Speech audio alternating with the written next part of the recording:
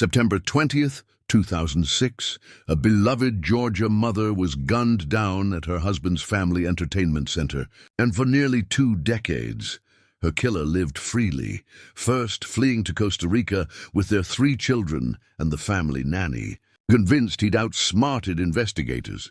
But in May 2025, a single phone call from that same nanny brought his world crashing down, leading to his arrest at his Missouri home 19 years later.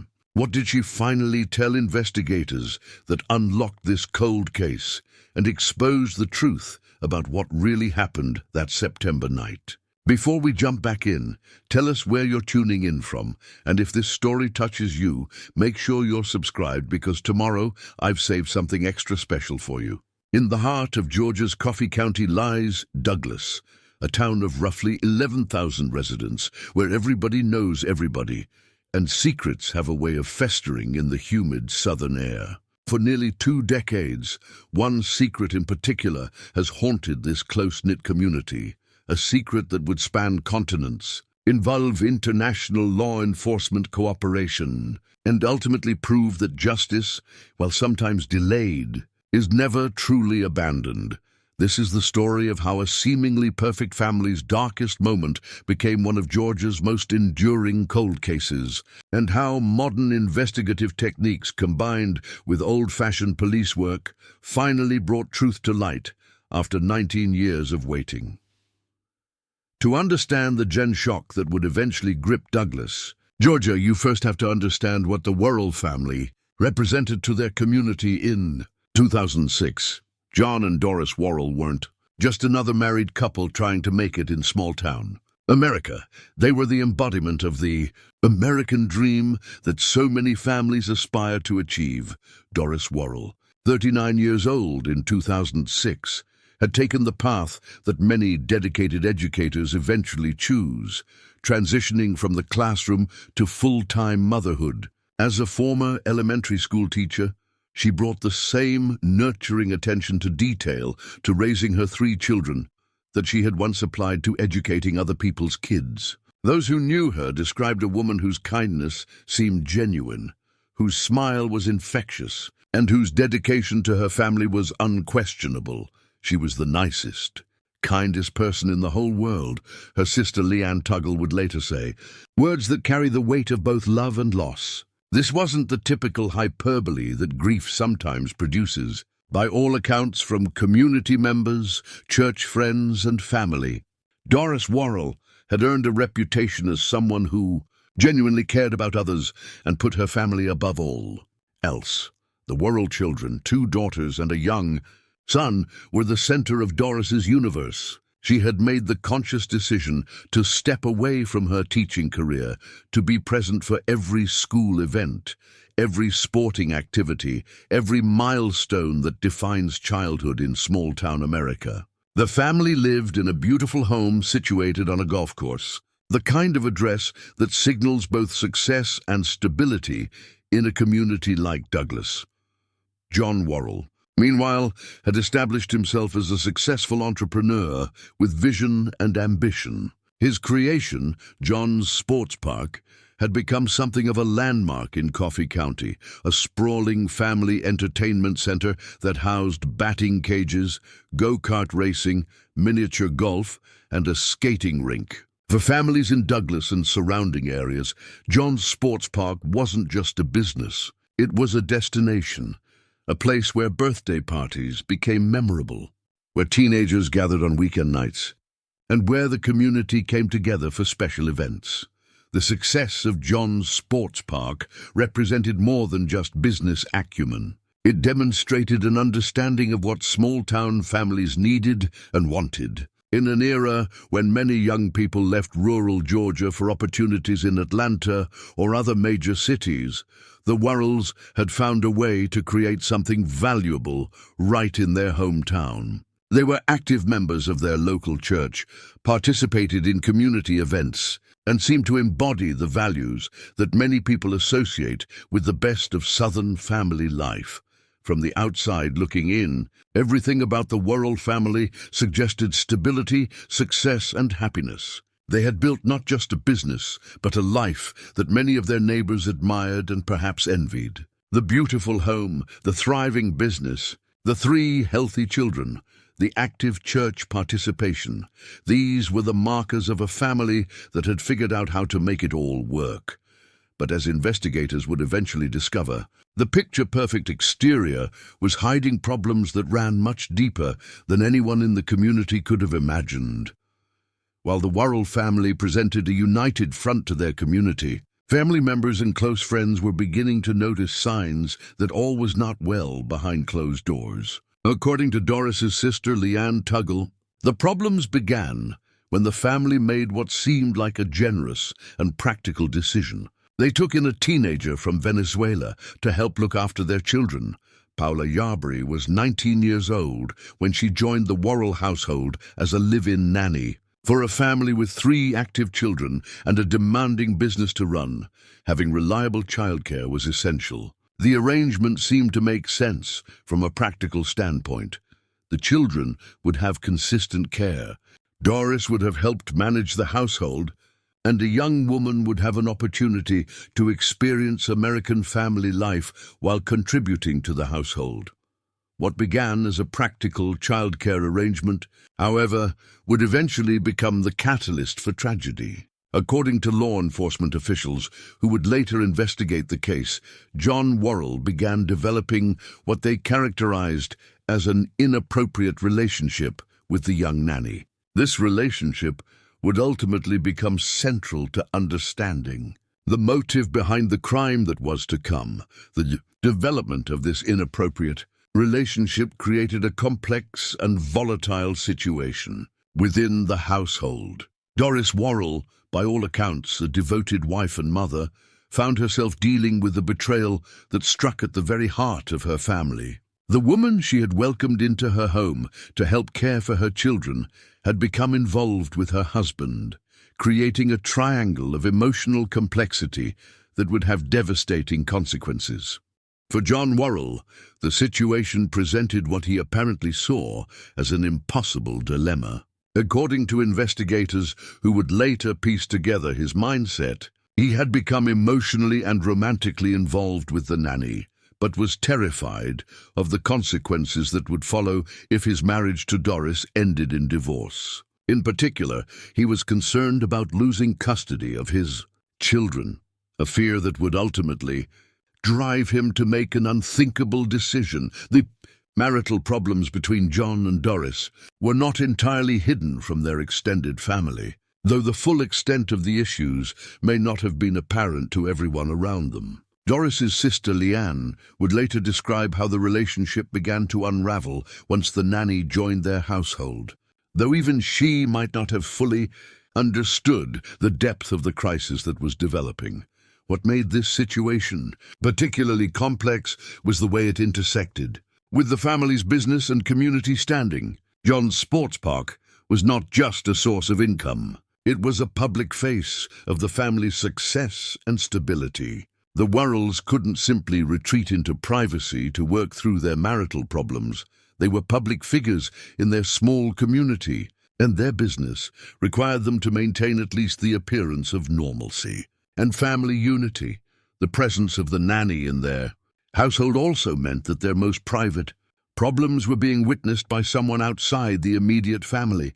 This added another layer of complexity and potential embarrassment to an already volatile situation. The dynamics of power, attraction, betrayal, and fear were building toward a crisis that none of them, except perhaps John Worrell, fully anticipated. September 20th, 2006, dawned like any other day in Douglas, Georgia. The late summer heat was beginning to give way to the slightly cooler temperatures of early fall, and the rhythm of small-town life continued its familiar patterns. Parents were dropping children off at school, local businesses were opening their doors, and at John's sports park, preparations were likely underway for another day of serving families in the community. But this Wednesday would not end like any ordinary day in Coffee County. Before the sun set, a beloved member of the community would be dead, a family would be destroyed, and a mystery would begin that would consume investigators, and haunt residents. For nearly 2 decades, the call came into law. Enforcement during what should have been normal business hours at John's Sports Park. Doris Worrell, the 39-year-old mother of 3 who had dedicated her life to her family and community, had been found shot and killed inside the family entertainment center that represented everything the Worrells had built. Together, the Georgia Bureau of Investigation received a request from the Coffee County Sheriff's Office to assist with what initially appeared to be a death investigation at the popular local business. When GBI agents arrived at John's Sports Park, they encountered a crime scene that would challenge their assumptions and ultimately lead to one of the most complex investigations in the agency's history. The initial assessment of the crime scene suggested what investigators call a robbery gone wrong. A business owner or employee who had been killed during what started as a property crime. This type of crime, while tragic, follows familiar patterns that law enforcement agencies across the country deal with regularly. Small businesses, especially those that handle cash transactions, can become targets for robbers who may panic and resort to violence when confronted by owners or employees.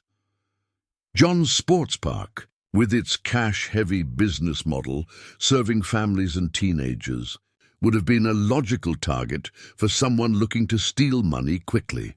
The entertainment center's location, while convenient for customers, might also have made it attractive to criminals who believed they could get in and out without being detected. The presence of multiple activities, batting cages, go-karts, miniature golf, meant that there were various areas where someone could enter the property without being immediately noticed.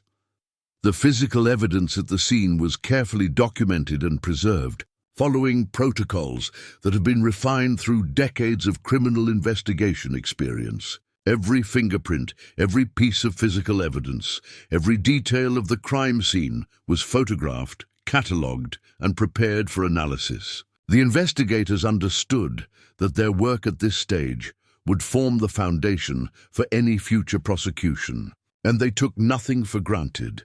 But even as they processed the physical evidence, experienced investigators were already beginning to ask the questions that would ultimately lead them away from the simple robbery theory. The location of the body, the apparent circumstances of the shooting, the time of day when the crime occurred, all of these factors would be analyzed and reanalyzed as the investigation progressed. Word of Doris Worrell's murder spread quickly through Douglas, as news travels in small towns where everyone is connected by overlapping networks of family, friendship, business relationships, and shared community involvement. The initial shock was followed by an outpouring of sympathy for John Worrell and the 3 children who had suddenly lost their mother. Local churches mobilized to provide support. Community members organized to help with meals and childcare, and the kind of grassroots response that characterizes small-town America in times of crisis began to take shape. The Worrells had been pillars of their community, and that community was prepared to rally around the surviving family members during what everyone assumed would be a difficult period of grief and adjustment. Professional criminal investigation is a methodical process that combines scientific analysis with human intuition, technological tools with old-fashioned detective work. In the Doris Worrell case, investigators from both the Coffee County Sheriff's Office and the Georgia Bureau of Investigation brought decades of combined experience to what appeared to be a straightforward, if tragic, case. Preparing and narrating this story took us a lot of time. So if you are enjoying it, subscribe to our channel. It means a lot to us. Now back to the story. The initial phase of any homicide investigation involves securing and processing the crime scene, identifying and interviewing witnesses, and beginning the complex process of reconstructing the events that led to the victim's death. In the case of John's Sports Park, this meant examining every area of the facility where the crime might have occurred, looking for physical evidence that could identify the perpetrator. and trying to establish a timeline for the events of September 20th, 2006. Crime scene processing in 2006 was significantly more advanced than it had been just a decade earlier, but it was not yet at the level of sophistication that investigators would have available in later years. DNA analysis was becoming more reliable and more widely available, but it was still expensive and time-consuming. Digital forensics was in its infancy compared to current capabilities, and many of the databases that now allow investigators to quickly cross-reference evidence simply did not exist. Despite these limitations, the investigators working the Worrell case had access to experienced personnel and proven investigative techniques. The Georgia Bureau of Investigation, in particular, brought resources and expertise that supplemented the capabilities of the local sheriff's office. This collaboration between state and local law enforcement would prove crucial as the case developed unexpected.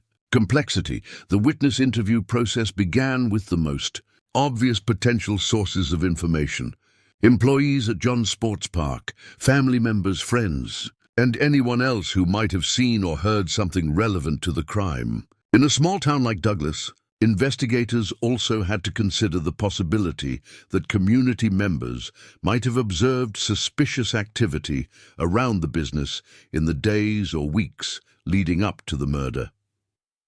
John Worrell, as the victim's husband and business partner, was naturally one of the most important witnesses in the early stages of the investigation. His account of the events surrounding his wife's death, his knowledge of the business operations, and his insights into any potential threats or problems would be crucial to understanding what had happened. As is standard practice in homicide investigations, investigators would need to thoroughly document John's statement and verify the details he provided.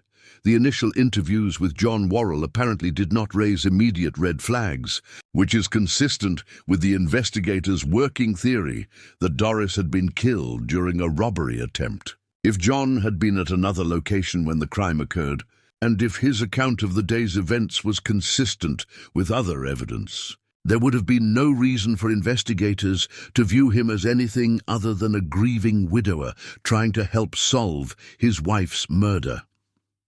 However, experienced homicide investigators know that initial impressions can be misleading, and they are trained to verify every piece of information they receive, regardless of the source. Even when dealing with grieving family members, professional investigators maintain a healthy skepticism and continue to ask questions until they are satisfied that they understand the full picture of what happened.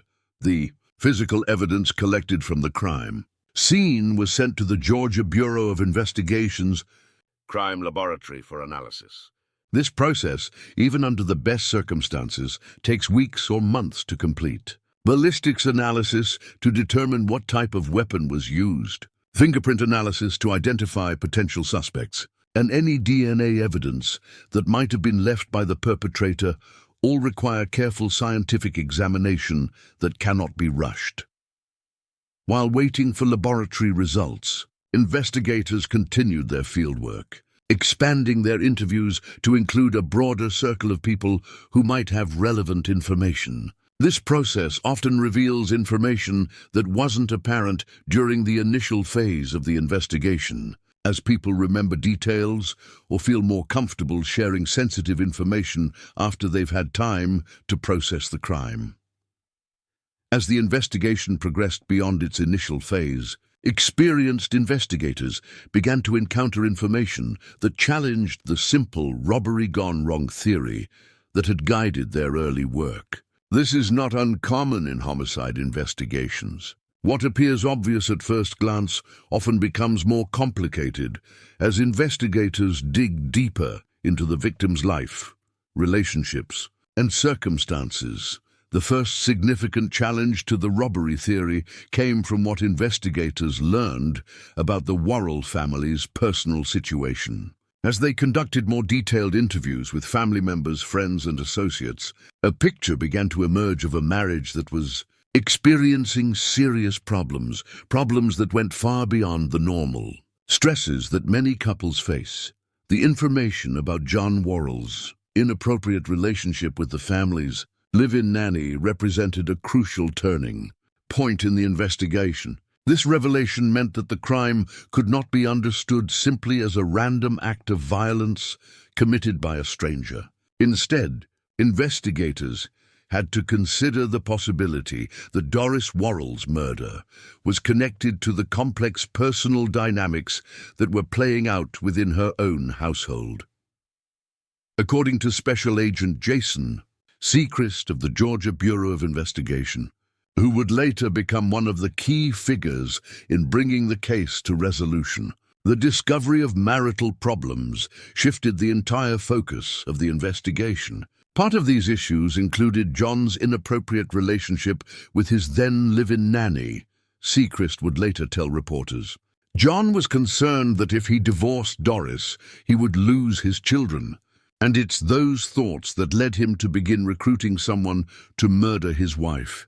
This assessment, which would not be publicly revealed until nearly 2 decades later, suggests that investigators relatively early in the process began to suspect that John Worrell might have been involved in orchestrating his wife's death. However, suspecting someone's involvement and proving it in court are 2 entirely different challenges, particularly when dealing with a carefully planned crime.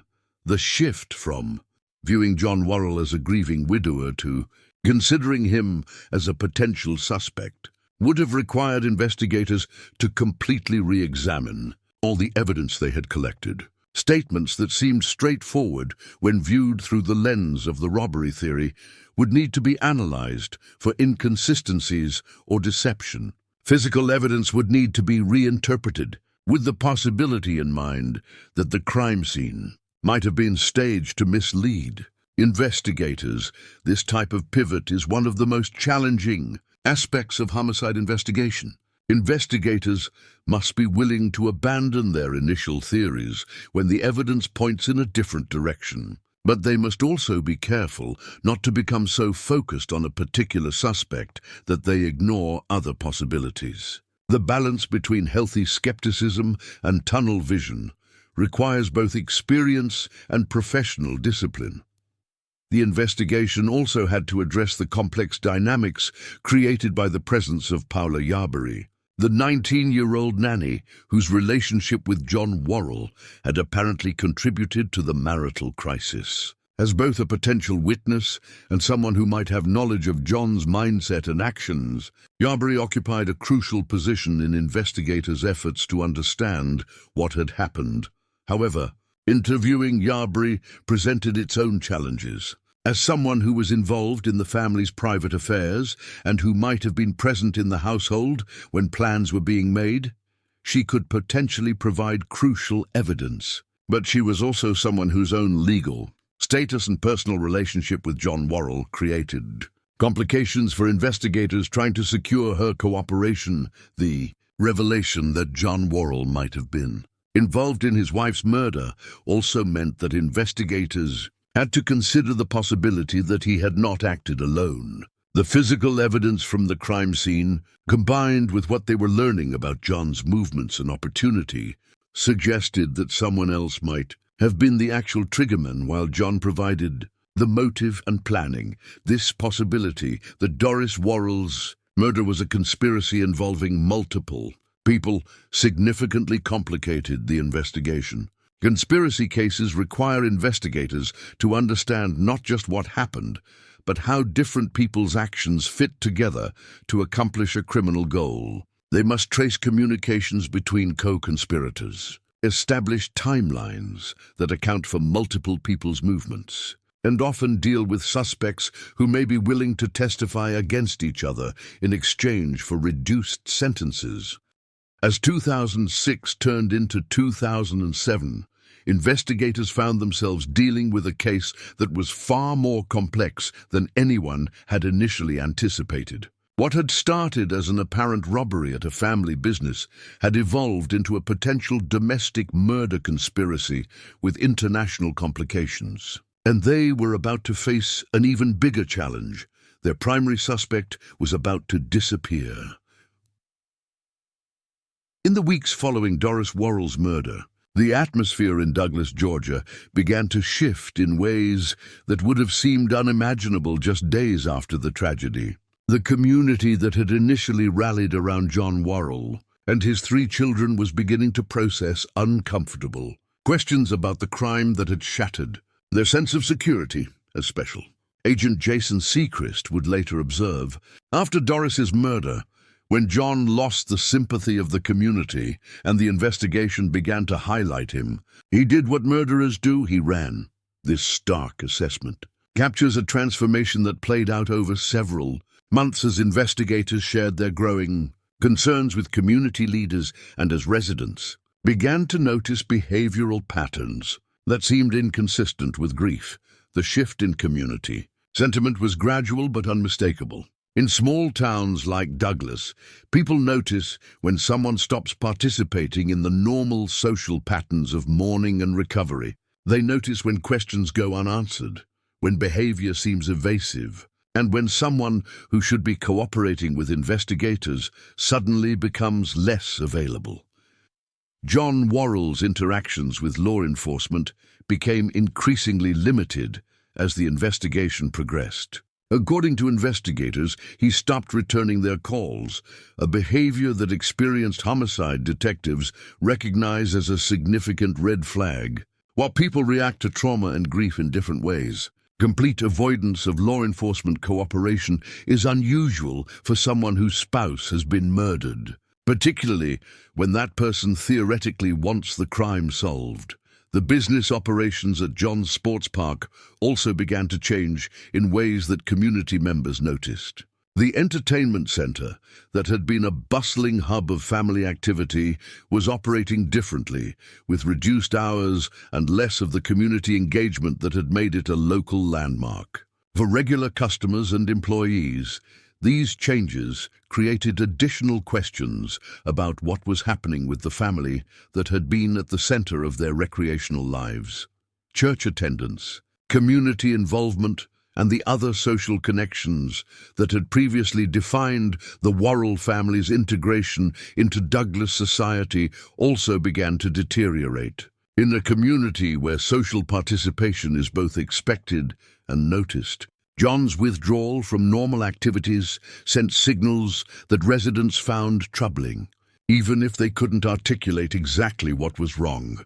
The children, meanwhile, were dealing with trauma that went far beyond the normal grieving process. Having lost their mother under violent circumstances, they were now living in a household where their father was increasingly focused on matters that had nothing to do with their emotional needs. The stability and routine that children need during crisis periods was being undermined by the growing chaos in their daily lives. For investigators, John's behavior confirmed their suspicions that the case was more complex than a simple robbery gone wrong. Experienced detectives know that guilty parties often exhibit specific behavioral patterns. They become evasive, they limit their contact with law enforcement, and they begin making preparations that suggest they're considering leaving the area. All of these warning signs were becoming apparent in John Worrell's conduct. The investigation itself was also generating information that made John's potential involvement seem more plausible. Detailed analysis of the crime scene, combined with what investigators were learning about the family's internal dynamics, was creating a picture that didn't support the random robbery theory. The physical evidence was being reinterpreted through the lens of a possible conspiracy, and that reinterpretation was yielding disturbing possibilities. The exact moment when John Worrell decided to flee Coffee County will probably never be known with certainty, but the preparations for his departure would have taken considerable time and planning. International relocation, particularly when it involves 3 children and arrangements for establishing a new life in a foreign country, requires the kind of logistical coordination that cannot be accomplished overnight. Costa Rica. John's chosen destination was not a random selection. The Central American nation has long attracted American expatriates for a variety of reasons: a relatively stable political system, a lower cost of living than the United States, less stringent banking regulations, and perhaps most importantly, for someone in John's situation, limited extradition agreements that made it more difficult for American law enforcement to pursue fugitives. The decision to take the children with him created additional complexity that suggests John was thinking about this as a permanent relocation rather than a temporary escape. Moving 3 children internationally requires school records, medical records, legal documentation, and the kind of preparation that indicates long-term planning rather than panic-driven flight.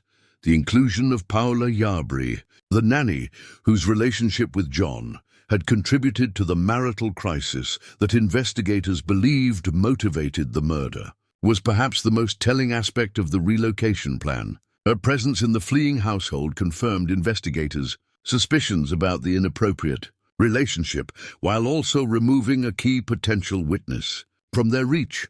The logistics of liquidating assets, closing business operations, and preparing for international departure would have been visible to community members, employees, and business associates. John's sports park couldn't simply be abandoned without affecting employees, vendors, and the numerous families who had activities scheduled at the facility. The process of shuttering or transferring the business would have created a paper trail that investigators could follow, but it also would have provided John with liquid assets necessary for establishing a new life in Costa Rica. The timing of the departure was strategically chosen to occur before investigators could take legal action to prevent it. In the American legal system, law enforcement cannot simply detain someone indefinitely based on suspicion. They need probable cause for arrest or a court order to restrict someone's movement. John's departure occurred during the investigative phase when suspicion was growing, but before prosecutors felt they had sufficient evidence to file charges. The actual departure from Coffee County was apparently accomplished without dramatic confrontation or last-minute intervention by law enforcement. This suggests that John was successful in keeping his plans sufficiently confidential that investigators didn't learn about the impending flight in time to take preventive action. The coordination required to move 4 people internationally without detection demonstrates both planning capability and access to resources that many people don't possess. The immediate aftermath of the family's disappearance created a crisis for the investigation that went far beyond the loss of a potential suspect.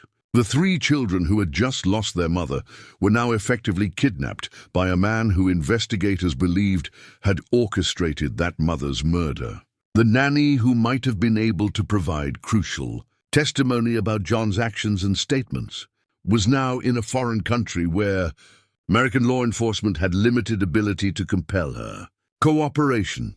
While John Worrell was establishing his new life in Costa Rica, the extended family that Doris had left behind was dealing with a form of trauma that compounded the original grief of her murder. Leanne Tuggle and other family members found themselves not only mourning Doris's death, but also effectively losing her 3 children, who had been an integral part of their lives. The impact on grandparents, aunts, uncles, and cousins was devastating in ways that extended far beyond normal grieving processes. These family members had expected to play crucial roles in helping the children cope with their mother's death, providing stability and continuity during the most difficult period of their young lives. Instead, they found themselves completely cut off from children they loved and who needed them desperately. After her murder, we saw them off and on for 4 to 5 months, and after that, there was nothing, Leanne Tuggle would later recall. This brief period of continued contact makes the eventual complete separation even more painful, as it suggests the children were initially maintaining relationships with their maternal family before being deliberately isolated from those connections. The grandmother, who should have been able to provide comfort and stability to her deceased daughter's children, was denied even the most basic information about their welfare. She died not knowing where they were, Tuggle said, referring to the children's maternal grandmother who passed away during the years when John kept the children in Costa Rica. This represents a particularly cruel dimension of John's flight. It didn't just affect the immediate investigation, but caused ongoing psychological trauma to multiple generations of Doris's family. For the children themselves, the isolation from their maternal family represented another layer of trauma on top of losing their mother. At ages when stability and familiar relationships are crucial for psychological development, they were removed from everyone who had known their mother and could have shared memories, stories, and emotional support that would have helped them process their loss. The extended family situation was complicated by their complete lack of legal recourse. Unlike cases where custody disputes occur within the American legal system, they had no mechanism for requesting visitation rights, welfare checks, or even basic information about the children's well-being. The international nature of John's flight placed the children beyond the reach of family court. Systems that might have been able to intervene in a domestic situation. The psychological impact on Doris's family was compounded by their growing awareness that John was likely responsible for her murder. As investigators shared information about their suspicions and as the community's understanding of the case evolved, family members had to cope with the realization that the children were living with the person who had probably orchestrated their mother's death. The financial implications of John's flight also affected the extended family in ways that might not be immediately obvious. Legal proceedings related to Doris's estate, insurance claims, and business assets would have been complicated by John's absence and his status as a potential suspect. Family members who might have expected to receive mementos, photographs, or other items with sentimental value found themselves dealing with legal complexities that prevented access to their deceased loved ones' possessions. The social dynamics within the Douglas community also created additional stress for Doris's family. While some community members were supportive and understanding, others may have been confused about the circumstances of John's departure or reluctant to take sides in what appeared to be a family dispute. Navigating these relationships while dealing with grief and uncertainty would have required emotional energy that was already stretched thin. The moment John Worrell crossed the American border into Costa Rica, the Doris Worrell murder investigation transformed from a challenging domestic case into one of the most complex international fugitive pursuits in Georgia Bureau of Investigation history. The jurisdictional, diplomatic, and logistical obstacles that investigators now faced would test the limits of law enforcement cooperation across continents. Costa Rica's legal system, while generally cooperative with American law enforcement, operates under different procedural requirements and constitutional protections than those familiar to Georgia investigators. Extradition treaties exist between the United States and Costa Rica, but activating those treaties requires navigating complex diplomatic processes that can take months or years to complete. Even under the best circumstances, the first challenge investigators faced was simply locating John Worrell and the children within Costa Rica. Unlike the United States, where law enforcement agencies maintain extensive databases of addresses, employment records, and financial transactions, Costa Rica's infrastructure for tracking individuals is less comprehensive. Someone with sufficient resources and planning capability can establish a new identity and lifestyle that makes them difficult to locate, particularly in a country where many American expatriates live quietly and deliberately maintain low profiles. The language barrier presented another significant obstacle that affected every aspect of the international investigation. While many Costa Rican law enforcement officials speak English, legal documents, witness statements, and official communications required translation services that added time and expense to every phase of the investigation. Nuances in testimony or evidence that might be immediately apparent to investigators working in their native language could be lost or misunderstood when filtered through translation processes. Cultural differences in law Enforcement approaches also created challenges that American investigators had to learn to navigate. Costa Rican authorities operate under different legal traditions, procedural requirements, and institutional priorities than their American counterparts. Building the relationships and understanding necessary for effective cooperation required time and diplomatic skills that went beyond traditional police work.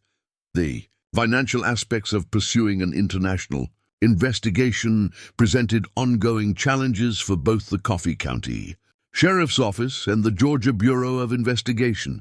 International travel, extended stays in foreign countries, translation services, diplomatic coordination, and the specialized expertise required for cross-border investigations consume resources at a rate that can quickly overwhelm the budgets of local law enforcement agencies. Despite these challenges, investigators demonstrated remarkable persistence in maintaining pressure on the case. According to official reports, Georgia law enforcement officers eventually traveled to Costa Rica multiple times over the years, building relationships with local authorities and maintaining contact with potential witnesses who could provide information about John's activities and whereabouts. The investigation also had to address the complex legal status of the children who had been taken to Costa Rica. While John was their father and had legal custody rights, the circumstances of their departure, particularly given investigators' suspicions about his involvement in their mother's murder, raised questions about whether the children were effectively being held against the interests of their extended family and their own welfare. Paula Yarbury's status as both a potential witness and someone whose cooperation was crucial to the investigation created additional diplomatic complications. As a Venezuelan national living in Costa Rica, she occupied a legal position that made compelling her testimony extraordinarily difficult for American investigators. Any approach to securing her cooperation had to account for her immigration status, her personal relationship with John, and the potential legal jeopardy she might face if she provided information that implicated him in the murder. By 2008, the Doris Worrell case had officially entered the category that law enforcement professionals know as cold cases, unsolved, crimes that lack active leads but remain officially open pending new information or technological developments. For the investigators who had worked the initial phases of the case, this transition represented not defeat, but a shift in strategy that would require different skills and approaches. Cold case investigation operates on principles that distinguish it from active criminal investigation. Rather than pursuing immediate leads and conducting real-time interviews, cold case detectives must learn to think in terms of years and decades. They review old evidence with fresh eyes, re-examine witness statements for details that might have been overlooked, and wait for changes in relationships or circumstances that might make previously uncooperative witnesses willing to provide new information. The Georgia Bureau of Investigation's Cold Case Unit, working in coordination with Coffee County Sheriff's Office investigators, established protocols for maintaining the Worrell case that would allow them to respond quickly if new information became available. This meant preserving physical evidence according to evolving forensic standards, maintaining detailed case files that could be accessed by future investigators, and creating systems for monitoring John Worrell's activities in Costa Rica. Technological advances during the cold case years created new opportunities for re-examining old evidence. DNA analysis techniques that had been expensive and time-consuming in 2006 became more accessible and reliable as the years passed. Digital forensics capabilities that didn't exist when the original investigation began offered possibilities for extracting information from electronic devices and communications that might have been overlooked during the initial evidence collection. The investigators assigned to the cold case also had to develop expertise in international law enforcement, cooperation that went beyond traditional police work, maintaining relationships with Costa Rican authorities, monitoring John's business activities and legal status, and staying informed about changes in extradition procedures required. A level of diplomatic and administrative skill that many local law enforcement officers never need to develop. Community pressure to solve the case never entirely disappeared, even as the immediate shock of Doris's murder faded into Douglas's collective memory. Family members, friends, and community leaders continued to ask questions about the investigation's progress, creating a constituency that supported continued investment in the case, even when immediate prospects for resolution seemed limited. The annual reviews that are standard practice in cold case management served multiple purposes in the Worrell investigation. They ensured that new investigators becoming familiar with the case had access to complete information. They provided opportunities to consider new investigative approaches or technologies, and they maintained institutional memory that might otherwise be lost as personnel retired or transferred to other assignments. Media attention, while sporadic, also played a role in keeping the case in public consciousness. Newspaper articles marking anniversaries of the murder, television segments about unsolved cases, and social media discussions about the investigation helped ensure that community members continued to think about the crime and potentially provided new information to investigators. The psychological toll on investigators working cold cases is often underestimated by people outside law enforcement.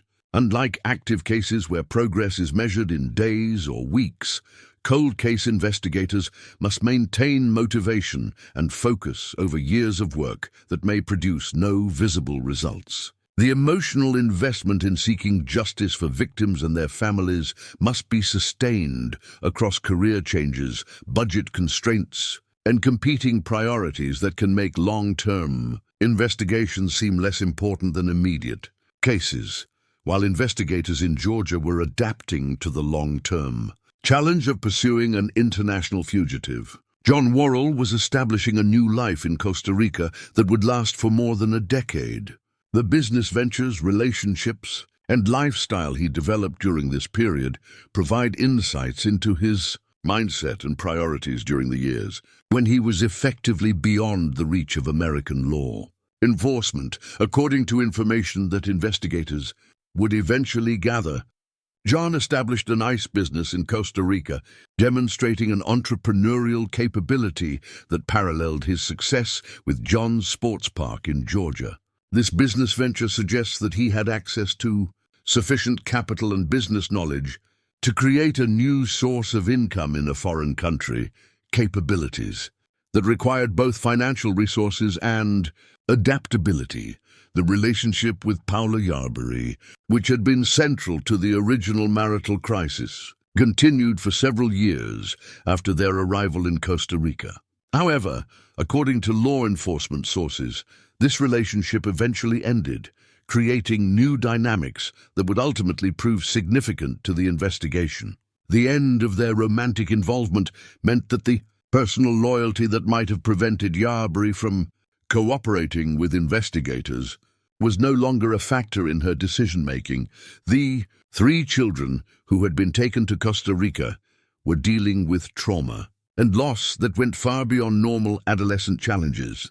Having lost their mother under violent circumstances and then been removed from all contact with their maternal family, they were growing up in an environment where their primary caregiver was the person who investigators believed had orchestrated their mother's death. The educational and social development of the children during their years in Costa Rica represents one of the most tragic aspects of the entire case. These were formative years when they should have been developing their identities, maintaining family relationships, and building the social connections that would support them throughout their lives. Instead, they were isolated in a foreign country, cut off from their cultural heritage and extended family support systems. John's legal status in Costa Rica remained precarious throughout this period, as American investigators maintained efforts to secure his extradition. While he was apparently able to conduct business and maintain a lifestyle that kept him comfortable, The constant possibility of arrest and extradition would have created ongoing stress and uncertainty that affected every aspect of his daily life. The social integration that John and the children achieved in Costa Rica also had implications for the investigation back in Georgia. Building relationships in their new community, establishing business connections, and developing the kind of local ties that make people reluctant to cooperate with foreign law enforcement all work to John's advantage in avoiding detection and extradition. However, the isolation from American social and legal systems also created vulnerabilities that investigators were eventually able to exploit. Without access to the legal protections and procedural safeguards that American citizens take for granted, John was dependent on Costa Rican legal systems and diplomatic relationships that could change based on factors beyond his control. The financial aspects of maintaining a household in Costa Rica while supporting 3 children through their educational and developmental years represented ongoing expenses that required sustained business success. Unlike someone living in their home country with established credit histories and financial networks, John had to operate as essentially a cash-based business owner whose financial security was dependent on the continued success of ventures that could be affected by local economic conditions or political changes. Back in Douglas, Georgia, the passage of years created a strange form of suspended animation for everyone connected to the Doris Worrell case. The community had processed the initial shock of the murder and the subsequent revelation that John Worrell was suspected of involvement. But the lack of resolution left everyone in a state of unfinished grieving and unanswered questions. Coffee County Sheriff Fred Cole, who would later describe the case as one that weighed on our whole community, understood that unsolved murders create a particular form of psychological burden for the communities where they occur.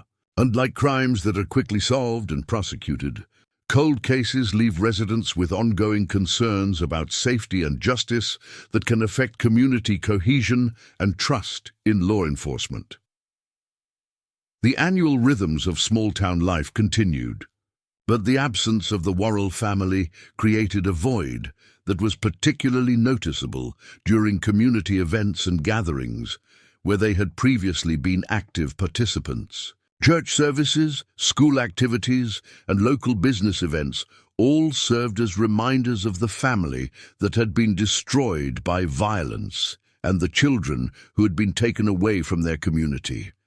For law enforcement personnel working on the case, the years of investigation created professional challenges that extended beyond the specific details of the Worrell murder. Maintaining expertise in international law enforcement cooperation, justifying continued resource allocation for a case without immediate prospects for resolution, and managing community expectations all required skills that went beyond traditional police work. The technological evolution that occurred during the cold case years also created new opportunities and challenges for investigators. Social media platforms that didn't exist in 2006 began providing new ways to gather information about suspects and witnesses. But they also created privacy and jurisdictional issues that complicated international investigations. Digital communication systems made it easier to maintain contact with foreign law enforcement agencies, but they also made it easier for suspects to communicate covertly and maintain business operations across international boundaries. The legal landscape surrounding extradition and international law enforcement cooperation also evolved during the years that John remained in Costa Rica.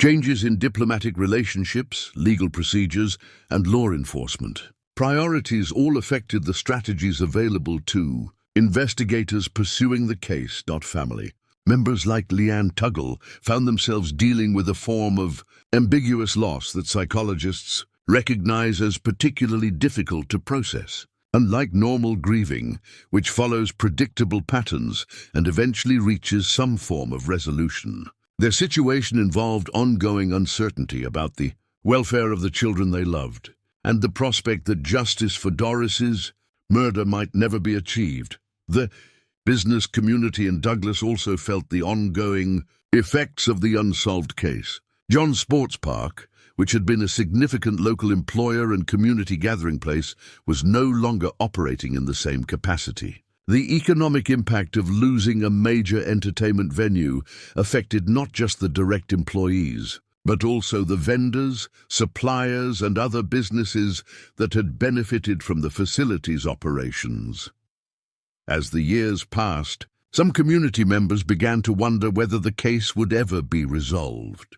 The practical reality of international fugitive investigations is that they often take decades to complete, and many are never successfully concluded. The possibility that John Worrell might live out his life in Costa Rica without ever facing prosecution for his wife's murder became increasingly plausible as time passed without significant developments.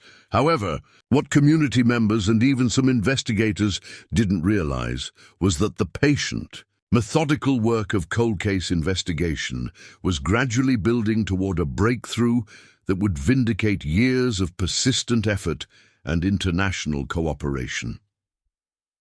By 2015, nearly a decade after Doris Worrell's murder, the landscape of criminal investigation had transformed in ways that provided new hope for cases that had seemed permanently unsolvable. The revolution in forensic science, digital investigation techniques, and international law enforcement cooperation was creating opportunities that simply hadn't existed when the original investigation began. DNA analysis, which had been expensive and time-consuming in 2006, had become significantly more accessible and precise.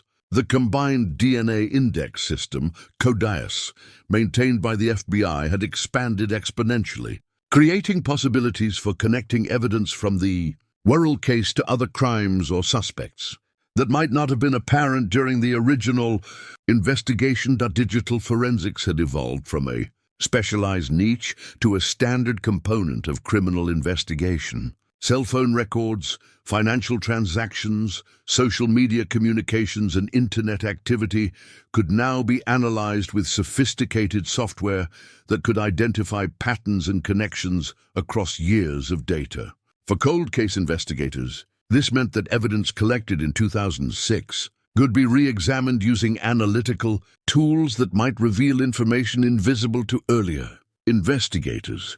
The Georgia Bureau of Investigation had also invested in specialized cold case units, staffed with investigators who understood the unique challenges of long-term investigations. These teams brought fresh perspectives to old evidence, unencumbered by the assumptions and theories that had guided the original investigation. They were trained to identify new leads in cases that had been dormant for years and to leverage technological advances that could breathe new life into stalled investigations. International law enforcement cooperation had also evolved significantly during the years that John Worrell lived in Costa Rica.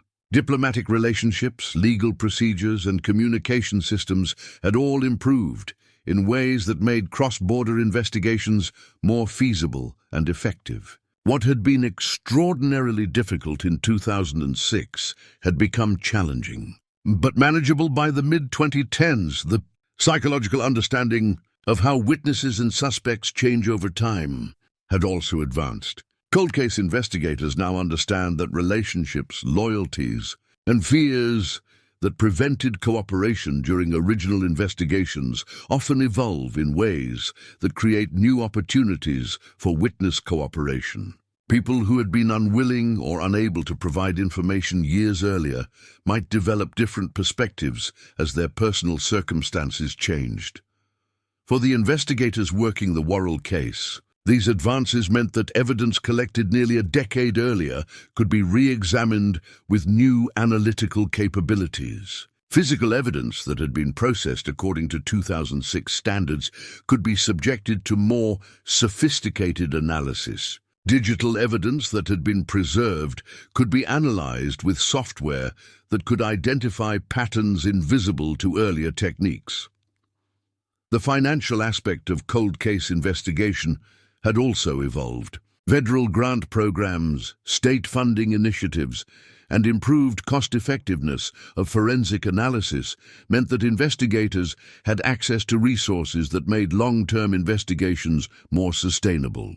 Cases that might have been abandoned due to budget constraints could now be pursued with sophisticated analytical tools.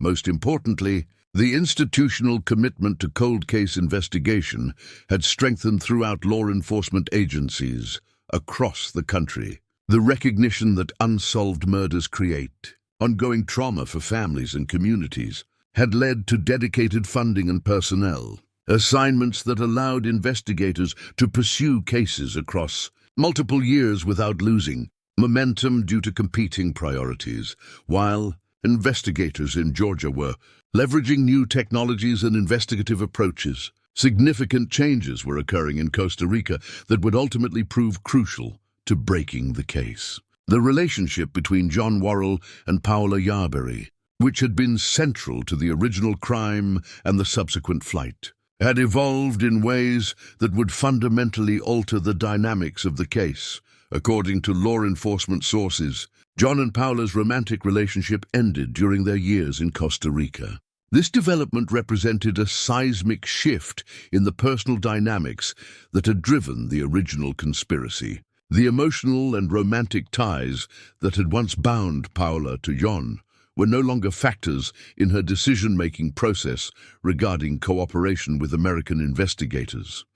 The end of their relationship also meant that Paula was no longer dependent on John for her economic security or legal status in Costa Rica.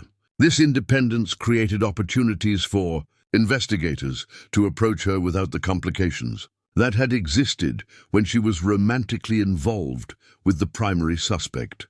In a murder case, John's business ventures in Costa Rica had provided him with financial stability and local connections, but they had also created a paper trail that international investigators could follow. Unlike someone living completely off the grid, John's ice business required permits, bank accounts, business relationships, and other connections to Costa Rican society that made him easier to locate and monitor. The 3 children who had been taken to Costa Rica were now approaching adulthood, with the oldest likely finishing high school and beginning to make independent decisions about their futures. This transition created new dynamics within the household that may have affected John's control over the family unit and his ability to maintain complete isolation from American influences. The passage of time had also affected John's psychological state in ways that investigators were trained to recognize. Living as an effective fugitive, even in a comfortable exile, creates ongoing stress and paranoia that can affect decision-making and relationships. The constant awareness that American investigators were still pursuing the case would have created psychological pressure that accumulated over years of uncertainty. Paula's own personal development during her 20s had also created changes that investigators could potentially leverage. The 19-year-old nanny who had left Georgia in 2006 was now a woman in her 30s with different perspectives, priorities, and life experiences. The loyalty and fear that might have prevented her from cooperating with investigators as a teenager might no longer be relevant to her adult decision-making process. The cultural integration that both John and Paula had achieved in Costa Rica also created new vulnerabilities. Having established lives, relationships, and identities in their adopted country, they now had something to lose if their legal status or community standing was threatened. This gave investigators potential leverage that hadn't existed when they first fled the United States. The evolution of Costa Rican law enforcement capabilities and their relationship with American investigators also created new opportunities for cooperation. What had been difficult or impossible diplomatic and legal processes in 2006 had become more streamlined and effective by the 2010s, creating possibilities for witness interviews and evidence collection that might have been prohibitively complicated during the original investigation. The decision to reinvigorate the Worrell investigation represented a calculated strategic choice by Georgia law enforcement agencies that understood the unique opportunities created by the passage of time and evolving circumstances. Rather than simply reopening old files, investigators developed a comprehensive approach that leveraged both new technologies and changed personal dynamics. The first phase of the renewed investigation involved a complete review of all existing evidence using analytical capabilities that hadn't been available during the original case. Crime scene photographs were re-examined with image analysis software that could reveal details invisible to earlier investigators. Physical evidence was subjected to more sophisticated forensic analysis that might identify new leads or connections. Financial records from John's business operations, both in Georgia and Costa Rica, were analyzed using modern data analysis techniques that could identify patterns and transactions relevant to the conspiracy. The flow of money before and after Doris's murder could provide insights into planning and motivation that supported the prosecution theory of the case. Communication records, including phone calls, emails, and any other electronic communications that had been preserved, were analyzed using software designed to identify patterns and connections across extended time periods. These analytical tools could potentially reveal evidence of conspiracy planning that might not have been apparent to investigators. Working with manual analysis methods, the international cooperation component of the investigation was planned with unprecedented sophistication. Rather than ad hoc requests for assistance, investigators developed comprehensive strategies for working with Costa Rican authorities that accounted for legal requirements, cultural considerations, and the specific challenges of securing witness cooperation across international boundaries. Most importantly, the approach to securing Paula Yarbury's cooperation was designed with an understanding of the psychological and practical factors that had evolved during her years in Costa Rica. Investigators understood that the 19-year-old nanny who had fled Georgia in 2006 was now a woman in her 30s with different motivations, fears, and priorities. The timing of the renewed investigative effort was also strategic. John's children were approaching adulthood and might soon be making independent decisions about their relationships with their father and their connections to their American family. The window for securing witness cooperation and gathering evidence was potentially limited by changing family dynamics and aging. Witnesses, the resource allocation for the renewed investigation represented a significant commitment by both the Coffee County Sheriff's Office and the Georgia Bureau of Investigation. International travel, extended investigative operations, specialized forensic analysis, and diplomatic coordination all required substantial financial investment that demonstrated institutional commitment to resolving the case. The legal strategy for potential prosecution was also developed in advance of securing new evidence. Prosecutors worked with investigators to identify the specific types of evidence and witness testimony that would be needed to support charges in court, ensuring that the investigative effort was focused on gathering information that could actually be used in criminal proceedings.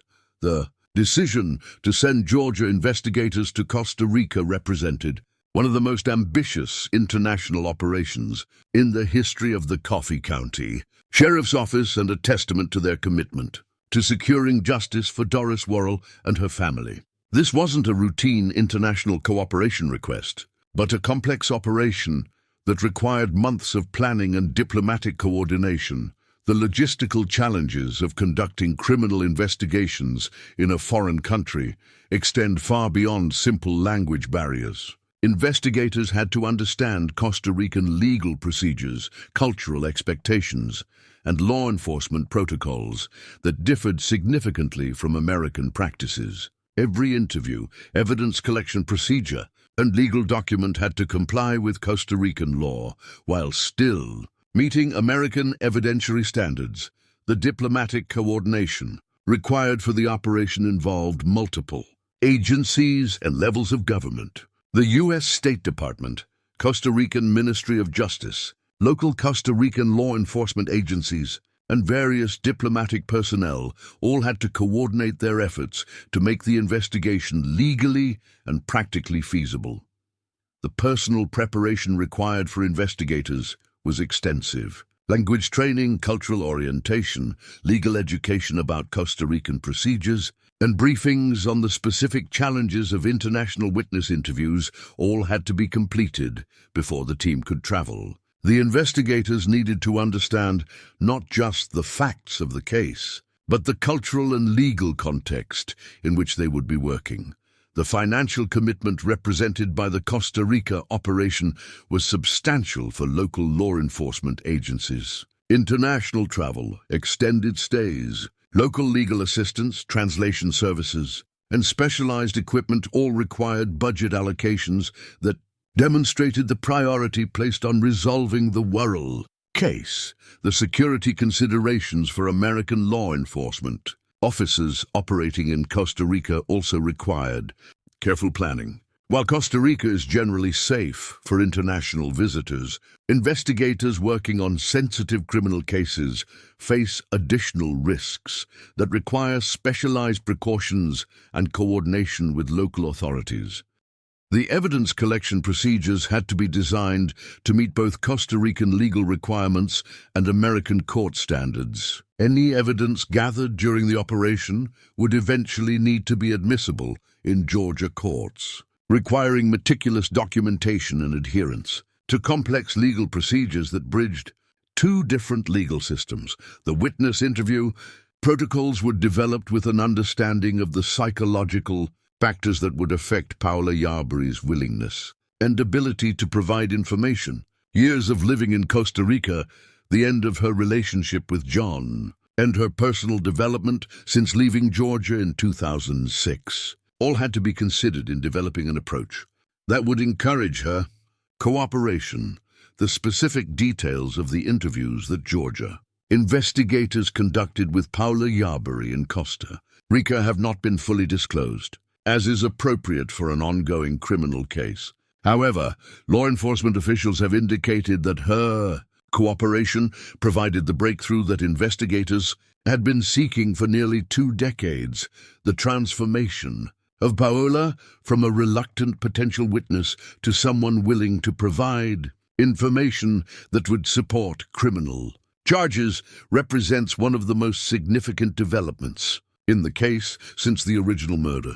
The factors that contributed to this change, the end of her relationship with John, her personal maturity, and her years of distance from the original events, demonstrate how time can work in favor of cold case investigators. The information that Paula provided apparently corroborated suspicions that investigators had developed during the original investigation, while also providing new details that helped explain the planning and execution of the conspiracy. According to law enforcement officials, her cooperation was crucial to understanding how John had recruited someone to carry out the actual murder while maintaining distance from the physical act of killing his wife. The legal complexities of securing witness testimony from someone living in a foreign country required careful coordination between American and Costa Rican legal systems. Any statements that Paula provided had to be documented according to procedures that would make them admissible in American courts while also respecting Costa Rican legal requirements. Regarding witness rights and procedures, the psychological dynamics of the interview process would have required extraordinary skill from the investigators involved. Paola was being asked to provide information that would potentially result in criminal charges against someone who had been central to her life for years, involving events that had occurred when she was just 19 years old and in a very different life situation. The verification process for information that Paula provided required investigators to cross-reference her statements against physical evidence, financial records, communication data, and other sources that could confirm or contradict her account. Cold case investigators understand that witness memory can be affected by time, trauma, and personal relationships. requiring careful corroboration of any testimony. The impact of Paula's cooperation extended beyond the specific information she provided. Her willingness to work with investigators signaled a fundamental shift in the dynamics of the case that had implications for other potential witnesses and for John's psychological state as he learned that his former ally was now working against him. The timing of Paula's cooperation was also significant. In terms of the overall investigation strategy, her information provided the foundation for securing arrest warrants, but investigators also had to consider whether John might flee Costa Rica if he became aware that his former partner was cooperating with American authorities. The information provided by Paula Yabari represented a crucial breakthrough, but converting witness testimony into a prosecutable case required investigators to gather corroborating evidence that would support criminal charges in court. The years of accumulated investigative work now had to be synthesized with new information to create a comprehensive case that could withstand legal challenges. The conspiracy theory that investigators had developed during the original investigation could now be examined in light of specific information about how the plot was conceived, planned, and executed. Details about conversations between John and potential co-conspirators, the timeline of planning activities, and the methods used to recruit someone to carry out the actual murder all had to be verified and documented. Financial records from both Georgia and Costa Rica were re-examined to identify transactions that might be connected to the murder conspiracy. The movement of money before and after Doris's death could provide evidence of payments to co-conspirators or expenses related to planning the crime. Communication records were analyzed to identify contacts between John and potential accomplices during the period leading up to the murder. Phone records, email communications, and any other electronic evidence that had been preserved were subjected to detailed analysis that could reveal them. Operational details of the conspiracy, the physical evidence from the original crime scene was re-examined in light of new information about how the crime was planned and executed. Ballistics evidence, forensic analysis of the crime scene, and other physical evidence could potentially be reinterpreted to support the conspiracy theory that investigators had developed. Witness statements from the original investigation were reviewed to identify information that might have seemed insignificant at the time, but could now be understood as evidence of conspiracy planning. People who had observed suspicious behavior, overheard conversations, or noticed unusual activities might have provided information that was more significant than anyone realized at the time. The legal requirements for proving conspiracy charges required investigators to demonstrate not just that John wanted his wife dead, but that he took specific actions to recruit and coordinate with others to accomplish the murder. This required evidence of communications, meetings, financial transactions, or other concrete steps that proved the existence of an agreement to commit murder. The geographical challenges of building a case that involved evidence from both Georgia and Costa Rica required coordination between multiple jurisdictions and legal systems. Evidence collected in Costa Rica had to be properly documented and authenticated to be admissible in Georgia courts, while evidence from the original investigation had to be preserved and presented according to current legal standards, while investigators in Georgia were building their case with information provided by Paula Yabari.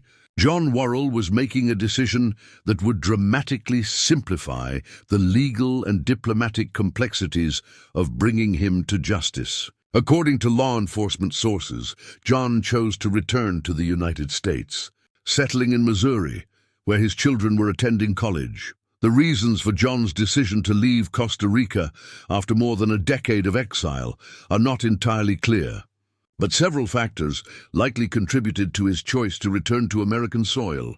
The children who had been his primary companions during the exile years were now young adults making independent decisions about their education and careers. Their enrollment in American colleges created practical and emotional pressures for John to be closer to them. The end of his relationship with Paula Yarbury had also eliminated one of the primary personal connections that had made Costa Rica attractive as a place of refuge. Without the romantic relationship that had motivated much of his original flight, John may have felt less attachment to his adopted country and more desire to reconnect with American society.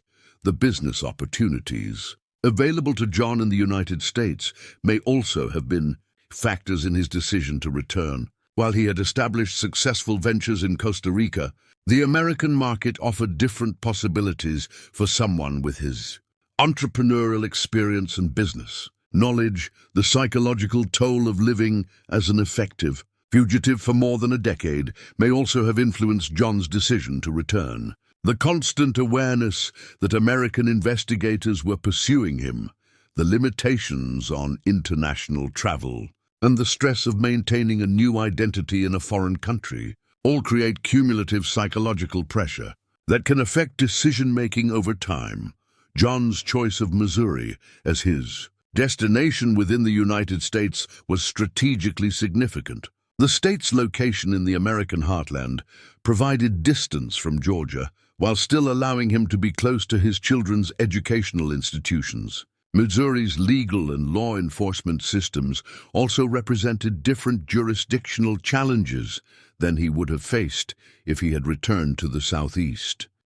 The establishment of a new residence in Maryville, Missouri, created the stable address and predictable routine that law enforcement agencies need to plan arrest operations. And like someone living a transient lifestyle or moving frequently between locations, John's settled residence made him accessible to investigators when they were ready to execute arrest warrants.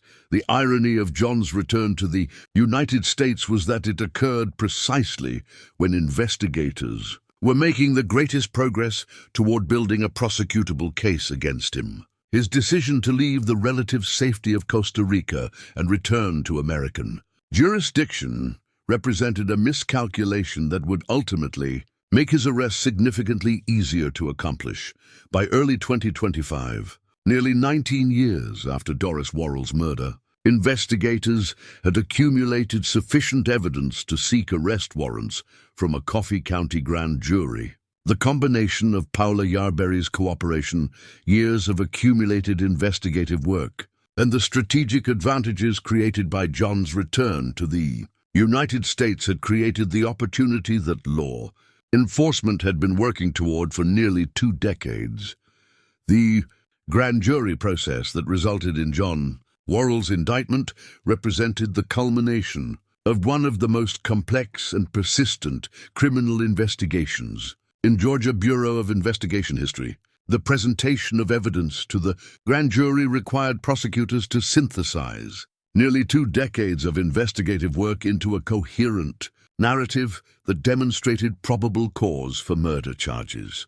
The specific charges that the grand jury approved, malice murder, felony murder, conspiracy to commit murder, and aggravated battery, reflect the complexity of the case and the prosecution's theory about how the crime was planned and executed. The inclusion of conspiracy charges indicates that prosecutors believe they can prove John worked with others to accomplish his wife's murder. The coordination required to execute John's arrest in Missouri involved multiple law enforcement agencies working across state boundaries.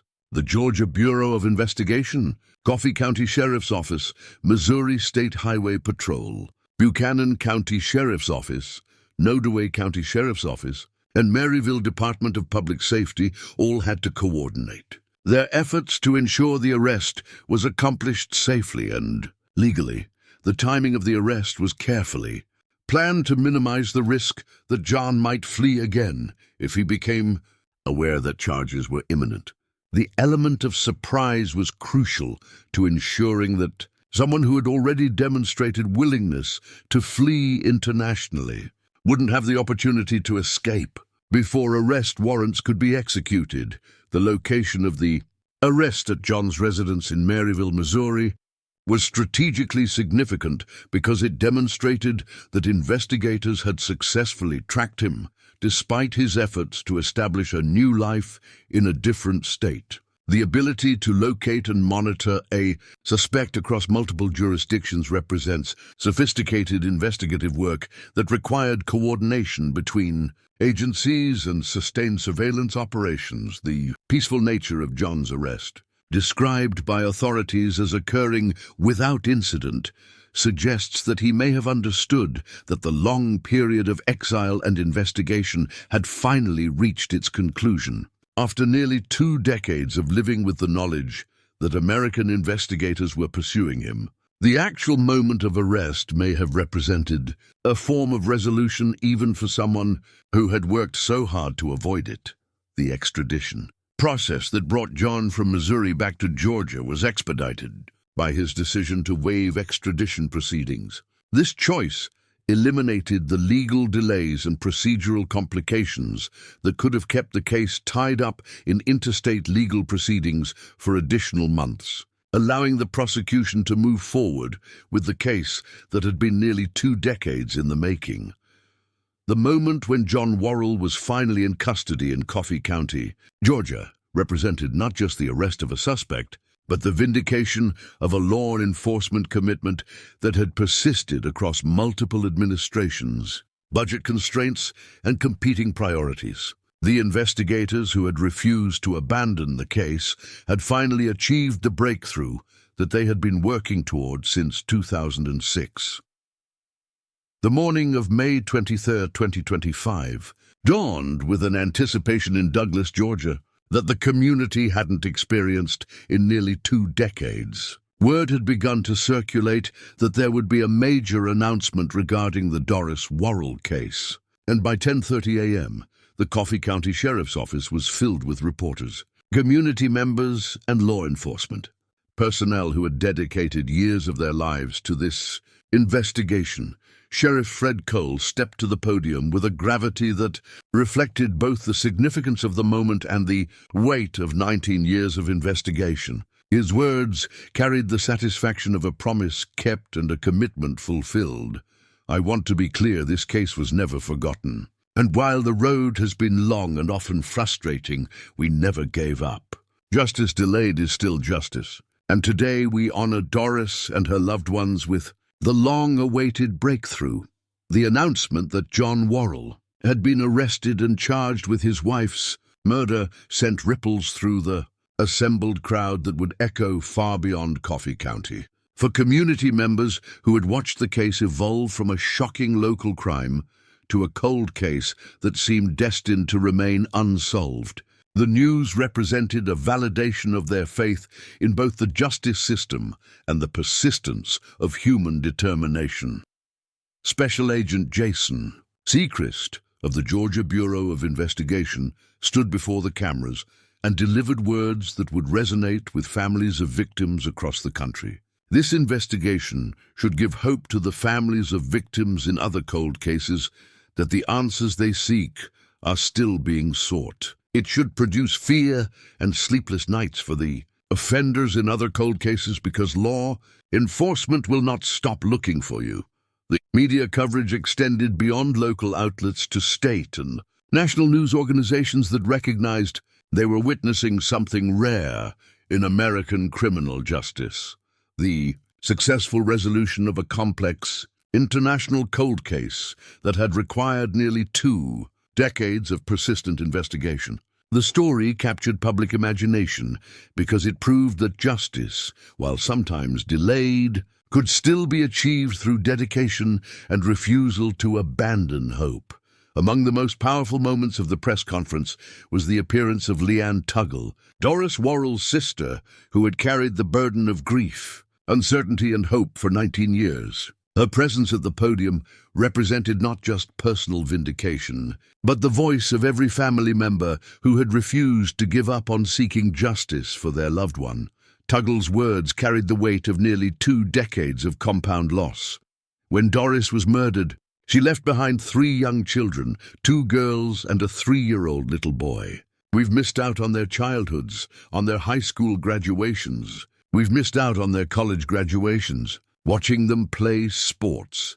The litany of missed milestones painted a picture of secondary victimization that often accompanies high-profile crimes. The murder hadn't just taken Doris's life. It had robbed an entire extended family of relationships with children they loved and had expected to help raise. Every birthday party, every school play, every small triumph and struggle that defines family life had been stolen along with their sister's life. But it was Tuggle's direct appeal to the children, now young adults, that provided one of the most emotionally charged moments in the long saga. We miss them. And if any of you are watching today, I would like to say, please come home. You have a home with us. We will welcome you with open arms. We love you. We always loved you. This public plea, broadcast across multiple media platforms, represented both desperation and unconditional love. After 19 years of silence, an aunt was reaching across the void created by murder and international flight to remind her sister's children that they had never been forgotten, never stopped being loved, and always had a place in their maternal family. The courage required for this moment, knowing that the children might never see it, might not believe it, or might be unable to respond, demonstrated the kind of love that transcends time, distance, and even tragedy. It was a reminder that while criminals can destroy lives and separate families, they cannot ultimately destroy the bonds of love that connect people across any obstacle. The arrest and extradition of John Worrell triggered a legal process that would test everything the justice system had learned about prosecuting complex conspiracy cases with evidence spanning nearly 2 decades. The charges: malice murder, felony murder, conspiracy to commit murder, and aggravated battery, represented a prosecution theory that John had orchestrated his wife's death while maintaining distance from the actual killing. John's first appearance in Coffee County Court drew significant media attention and community interest. The sight of a man who had been a pillar of the community nearly 2 decades earlier, now appearing as a defendant in his wife's murder, created a moment that captured the surreal nature of long-delayed justice. The bond denial that resulted from this hearing reflected both the severity of the charges and John's demonstrated history of international flight. The prosecution team faced unprecedented challenges in presenting a case built on evidence collected across multiple decades, jurisdictions, and legal systems. Physical evidence from 2006 would need to be authenticated according to current standards, while witness testimony would need to account for the passage of time and potential changes in memory or motivation. The international aspects of the case created unique legal complexities regarding the admissibility of evidence collected in Costa Rica and testimony from witnesses who had been interviewed under foreign legal procedures. Every document, statement, and piece of evidence gathered during the investigators' operations in Costa Rica would need to meet American court standards while respecting the legal procedures of both countries. As this documentary was being completed in late 2025, John Worrell's case was moving through the pre-trial phase, with prosecutors and defense attorneys engaged in the complex discovery process required for such a voluminous case. The legal proceedings that will ultimately determine guilt or innocence may take years to complete, but the arrest itself has already provided a form of justice that many thought would never come. The resolution of the Doris Worrell case created ripple effects throughout the law enforcement community that extended far beyond Coffee County. The success of this investigation demonstrated that even the most complex international cold cases could be solved with sufficient persistence, resources, and interagency cooperation. For other families dealing with unsolved murders, the Worrell case became a symbol of hope that justice could be achieved even after decades of waiting. Victim advocacy organizations across the country began using the case as an example of why families should never give up hope and why continued pressure on law enforcement agencies to maintain cold case investigations could ultimately pay dividends. The investigative techniques that proved successful in the Worrell case, particularly the international cooperation with Costa Rican authorities and the patient cultivation of witness. Cooperation over many years became models for other complex investigations. Law enforcement training programs began, incorporating elements of the case into curricula designed to teach investigators about persistence and international coordination. The financial investment the Coffee County and the Georgia Bureau of Investigation had made in the case also sent a message about the priority placed on cold case investigation. The willingness to spend substantial resources on international travel, extended investigations, and specialized forensic analysis demonstrated that some law enforcement agencies were committed to pursuing justice regardless of the time and expense involved. The case also highlighted the evolution of forensic science and investigative technology over the nearly 2 decades it remained active. Techniques that had been experimental or expensive in 2006 became routine and accessible by 2025, creating new opportunities to re-examine old evidence and identify connections that might not have been apparent to earlier investigators. For perpetrators of other unsolved crimes, the Worrell case delivered a clear message. Time does not provide immunity from prosecution. International flight does not guarantee permanent escape, and law enforcement agencies are willing to pursue justice across decades and continents when the evidence supports it. The Doris Worrell case offers profound lessons about the nature of justice in America and the complex relationship between legal procedures, community healing, and family closure. The 19-year gap between crime and arrest raises fundamental questions about what justice means when it is delayed for nearly 2 decades. For Doris's family, justice delayed was still justice, but it came at an enormous personal cost.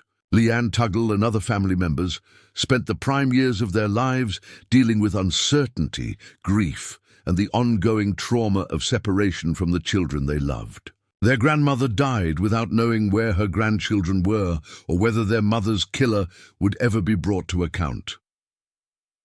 For the community of Douglas, the long investigation period created a unique form of collective trauma. Unlike communities that experience quick resolution of major crimes, Coffee County carried the psychological burden of an unsolved murder for nearly 2 decades. The uncertainty about safety, the questions about someone who had been a respected community member, and the ongoing media attention all created stresses that affected the social fabric of the town.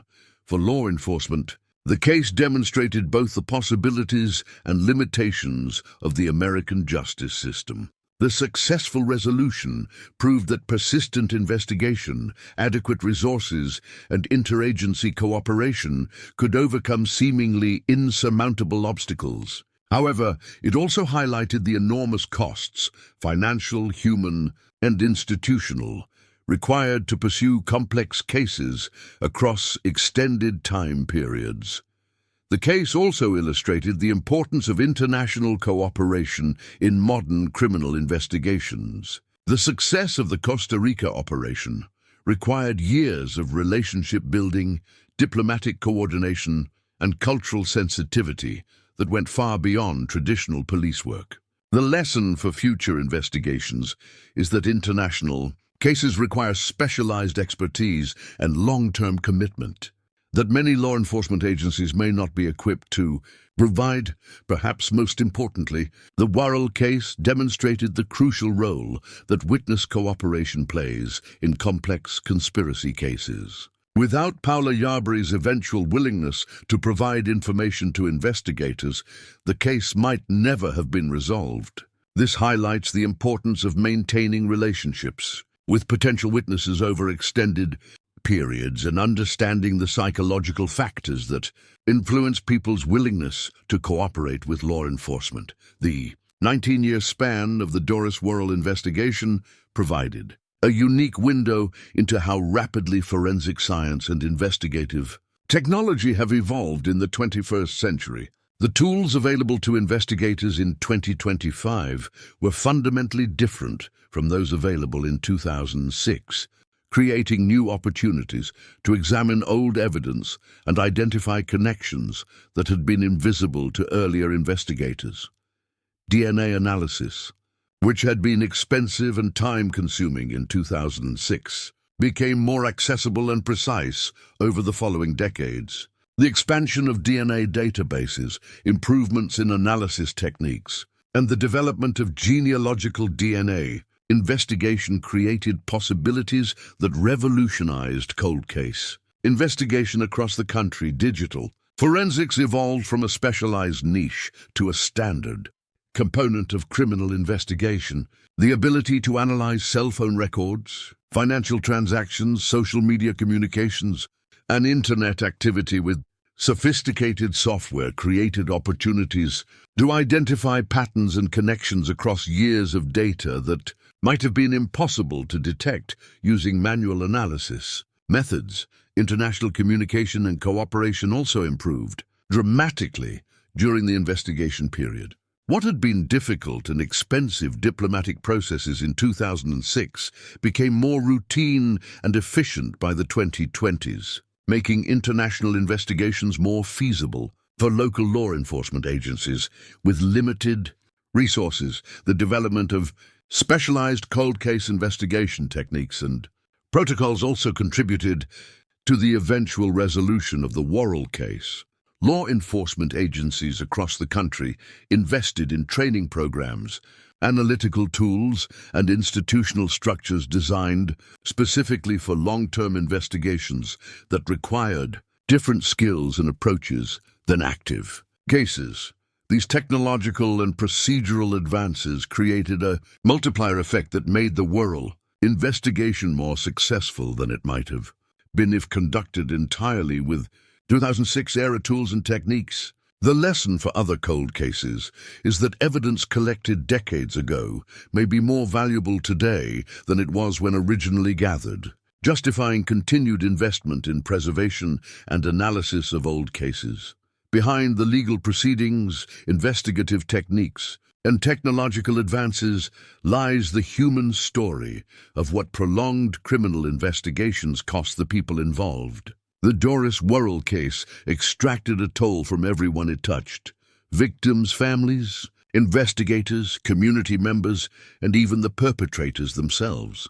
For Doris's family, the 19-year wait for justice meant that grief could never be processed in normal ways. Instead of moving through the predictable stages of mourning and healing, family members were trapped in a state of suspended animation, where hope for justice competed with despair over the children's absence and uncertainty about whether closure would ever come.